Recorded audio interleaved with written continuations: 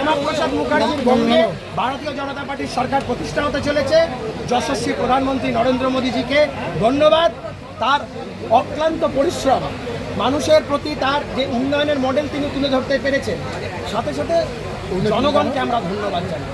এবং সর্বোপরি বিজেপির দীর্ঘদিনের কর্মীদের আত্মত্যাগ, বলিদান, এ এক বড় ব্যাপার, বড় ফ্যাক্টর। ঘুম থেকে উঠে কর্তব্যতা নেড়া হতে হবে কি? আমি বিগত 4-5 দিন ধরে হয়নি, আমার এলাকার ভোটাররাই আমাকে বারণ করেছিল চুল কামাতে।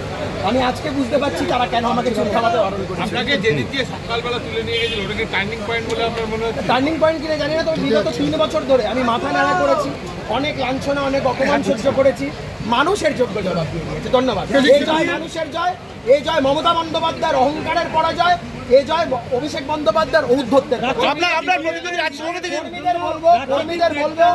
কর্মীদের বলবো সংযত থাকুন, কর্মীদের বলবো উদ্যত হবেন না।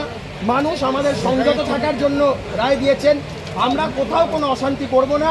আমি তো আমার ব্যারাকপুর সেগমেন্টের দায়িত্ব নিতে পারি এবং আমি বলেছি কোনো তৃণমূল কর্মী সমর্থকদের গায়ে একটা আঁচড়ের দাগ আসতে দেবেন না। আপনার প্রতিদ্বন্দ্বী রাজ চক্রবর্তী কি বলবেন? রাজ চক্রবর্তীকে বলবো নিশ্চিন্তে থাকুন, আপনার কোনো কর্মী সমর্থকদের কোনো সমস্যা হলে আমার সাথে যোগাযোগ করবেন, সে দায়িত্ব আমার। আর রাজ চক্রবর্তীকে বলবো আপনি আপনার 5 বছর ধরে করা প্রতারণার ফল পেন।